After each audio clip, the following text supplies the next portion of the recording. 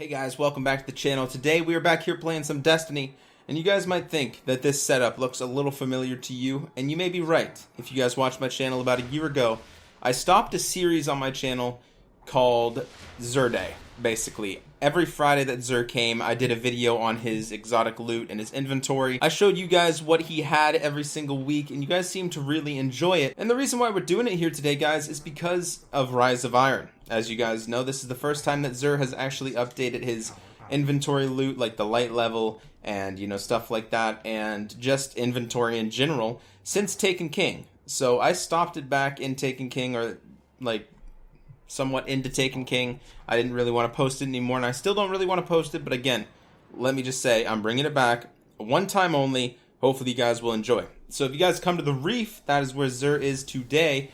I thought he might be in the Iron Temple. It doesn't look like he is, you know, obviously not. I mean, considering he's in the Reef. Anyway, grab your strange coins. You guys obviously want to head over to where Xur spawns all the time, which is all the way over here to the right-hand side of the Reef. And in this door, which is for some reason always open now, they never close it. Did they just lose the button or something? I have no idea. Anyway, you come in here. Here's Xur right here. Let's go ahead and see what he has today, guys. I didn't see what he has yet, so we're experiencing this at the same time. Well, I'm experiencing it first, and then I'm editing it, and you guys are that's just confusing. Alright, we're gonna go ahead. Let's go check out Xur's inventory. Let's see what you got, buddy. Alright, so of course we have the Legacy Engram at 29 strange coins. Obviously that would include, I would say, year 1 exotics, because year 2 exotics can all be infused, right? That you can all still get them. So as far as I know, this would just be year 1 exotics. So if you guys want a year 1 gauntlet that is not in year 2 or year 3, make sure you guys go ahead and pick this up. But other than that, don't touch it. It's a ripoff. Next, we have the Twilight Garrison. This is actually something that I need for my Titan. I never got it before, and this is something that I need. So there we go, guys. I did just pick that up. I do need it. So next, okay. I usually went through the perks. I'm sorry. My bad. It's been a while. So, Twilight Garrison, obviously all of this spawns at 350 now, so that's pretty cool. From what I can remember, Twilight Garrison is an exotic that came out with, I want to say the April update? Am I right on that? I don't remember. I didn't really play this during the April update, so it's kind of, this stuff is kind of all new to me. But anyway, Twilight Garrison, Intellect and Discipline, and the exotic perk here is, of course, so if you double tap R3, or I guess if you have your controls like normal, it's double tap circle. You can evade while airborne, and this can somewhat be useful in the Crucible, but other than that, I haven't really found this chest plate being very useful. But nonetheless, I did pick it up because I do need it. It's obviously an exotic armor blueprint that I didn't have. Alright everybody, for the Hunter we have the Celestial Nighthawk exotic helmet, Intellect and Strength. The exotic perk on this bad boy is Golden Gun, fires only 1 shot as opposed to 3. With 6 times the damage, so it's technically the damage of 6 Golden Gun shots, if that makes sense, while granting Keyhole for over penetration. So this is a very good helmet for like boss fights or something like that. As for Crucible, you want obviously as many shots as you possibly can, and for other things in PvE you obviously want other shots as well, but for bosses and just general stuff like that, you want the 1 shot, you know, 6 times damage. That would be the most beneficial to you. So I definitely recommend you guys picking up this helmet. It's definitely a worthwhile exotic. You can use it once in a while. It's not like a everyday use thing, but I suppose you could use it if you wanted to. Anyway, that's the Hunter exotic helmet. Moving on over to the exotic boots for the Warlock. The first ever pair of exotic boots for the Warlock. This makes me pretty happy. I do main a Warlock, mostly, I guess. I mean, I sort of do all 3 at this point, but I used to main a Warlock like all the time. So for the Warlock here, we actually have the Transversive Steps. I am going to be picking these up as well, so let's go ahead and do that. Faster movement speed while crouching, ammo pickups, automatically reload that weapon type. So that is actually a really good perk. Now, in my personal opinion, I think there's better exotics for the Warlock, like the gauntlets I currently have on. Now, it doesn't really help me too much when I'm not using Voidwalker, but when I'm using Voidwalker, it helps all the much more. But if you're not even using Voidwalker, just the exotic perk on this is weapons ready and reload very quickly. And that's not a specific type of weapon. That's literally every single one of your weapons pretty much have speed reload. And it's just, it's an absolutely amazing gauntlet, guys. These are the new Warlock gauntlets. My eye's twitching. Can you guys see that? anyway, yeah, so these boots, I mean, they're good. They're definitely good. I probably will end up using them. But as for, you know, a main Warlock exotic, probably not very often, I would say. But I did pick it up nonetheless because, again, I did miss the blueprints for it. So, and I don't really get too lucky with boot engrams. It's not something I usually get with the 3 of coins, which, by the way, I'm going to be buying a crap ton of. So, without further ado, let's get into the weapon of the week here. We have the Monte Carlo. Of course, I don't really need to tell you guys about this. You already know that dealing damage with this weapon basically reduces your melee cooldown and has a chance to fully recharge your melee with a kill. So, it's a very good weapon. I definitely recommend you guys picking it up. But with that being said, let's go ahead and get into the weapon ornaments here. Obviously, these are supposed to be obtainable through the Radiant Treasures that you can get 1 per week, or obviously buy for silver at Test Everest.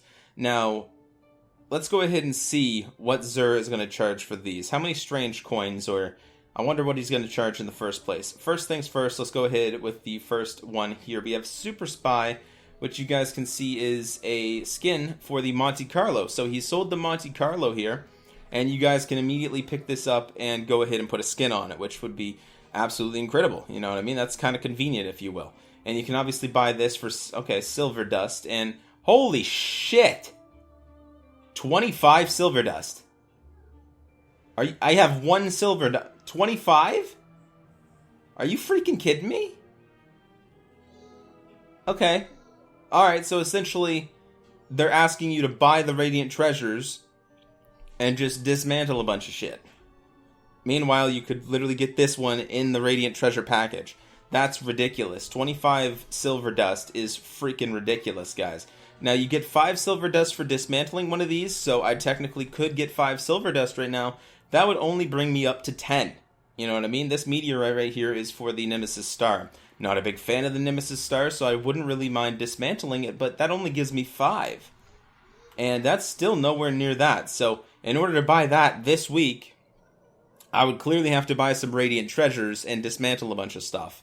Because, wow, that's a ridiculous price point. But I believe this one, nonetheless, is the one that changes it to the red skin color, rather. So let's go ahead and preview that. Yeah, so, I mean, it's a really cool skin color. It's just, you know, you're not going to be able to buy it unless you actually buy some Radiant Treasure packages and somehow manage not to get that one in the packages themselves.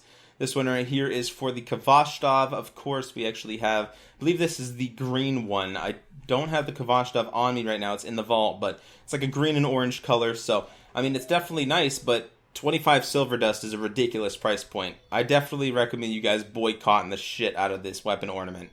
Because that's a ridiculous price point, guys. That is crazy.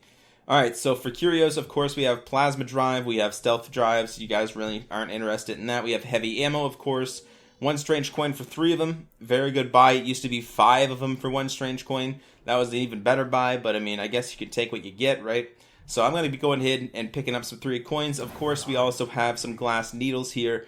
I'm not going to be buying any of those. I do need some, but I'm running low on exotic shards right now, so I'm not going to be spending those. But anyway, other than that, we also have the Mode of Light material exchange, which, again, sort of a rip-off in my opinion. 1 Mode of Light for 2 strange coins. It's just, that's not worth it. That's not worth it at all. Maybe if it was like 2 for 2 or 2 for 3 even, like I would probably pick some up, but just wasting your strange coins and motes of light is not a smart idea, guys. Trust me when I say that. Anyway, that is it, everybody. The raid does come out today. Actually, it's out right now, I believe. So, thank you all so much for watching. I guess if you guys want to see more videos from Destiny, again, I'm not going to be bringing back the Xur videos weekly or anything like that, or even periodically. I'm not going to be bringing them back at all. This was a one-time deal. Hopefully, you guys did enjoy. You know, I mean, I suppose if you guys have enough support for this series, you know, I will bring it back somewhat, but I'm just not interested in coming in here every Friday and making low-effort videos on Xur. You know what I mean? It's just not something I'm interested in doing. Unfortunately, guys, the only exotic that Xur is selling today that has Rise of Iron on it are the Warlock boots. So, with that being said, go pick it up if you need it, and let's go ahead and see if the raid has released here. It's supposed to have been, I imagine it's on Earth, and yeah, there we go. So we have the Wrath of the Machine, recommended light level 370. I thought it was supposed to be recommended light level 360. I guess I'm wrong on that aspect, but I wasn't expecting 370. That is not something I was expecting, guys. Wow. Alright, guys. Well, the raid has released. If you guys are, that recommended light level, go do it. Guys, it's out right now. So, I will see you guys on the next video. If you guys want to see more Destiny, let me know in the comment section below, and I can definitely make it happen.